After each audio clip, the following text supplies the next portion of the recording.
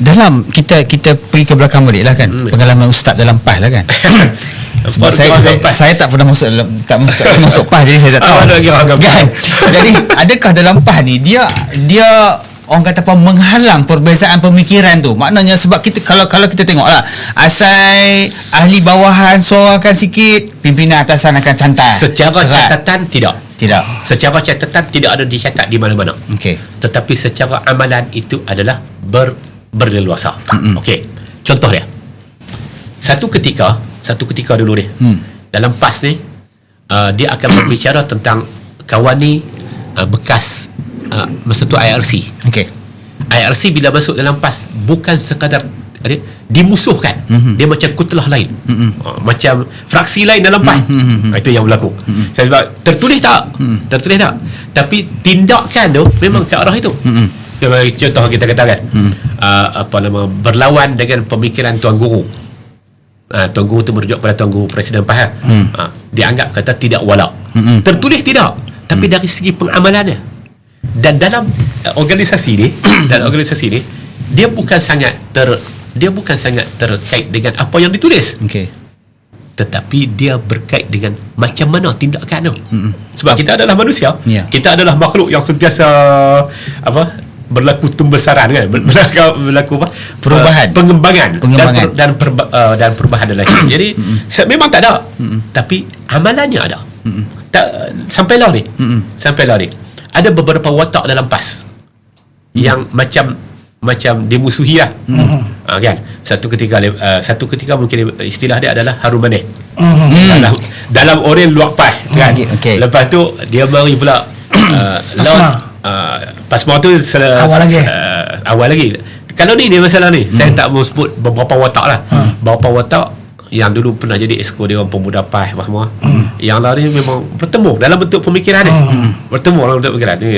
Salah seorang yang duduk di Selangor, ada gelaran al belakang lah. Jadi sebenarnya itu dari segi tertulis tak ada.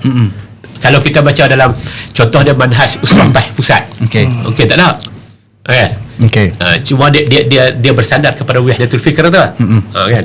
Tapi dari segi amalannya ada dalam PAS mudah ya. Dan mudah-mudahan benda ni tak berlaku dalam amanah, dan dia tak boleh berlaku dalam masyarakat umum lah. Kita tegur.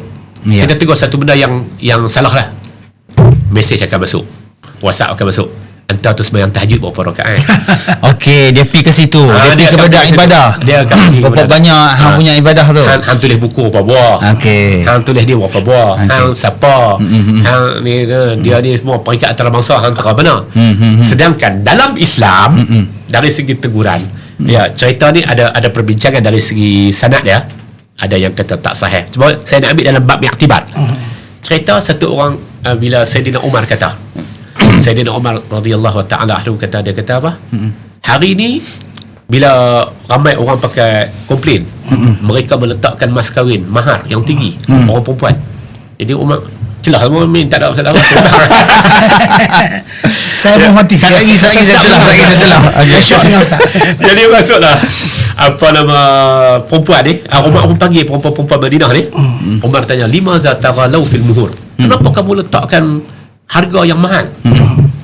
Mahar mas kahwin ni kamu letakkan mahal. Umar hari ni atas nama pemerintah. Umar ni pemerintah, khalifah, Nabi dah isytihar dia ahli syurga. Tapi bila dia kata lima za taghalau fil muhur, pasal apa hampa meletakkan mahar yang tinggi? Bangun wanita ni kata, ayu'tina Allah wa yumni'una Umar.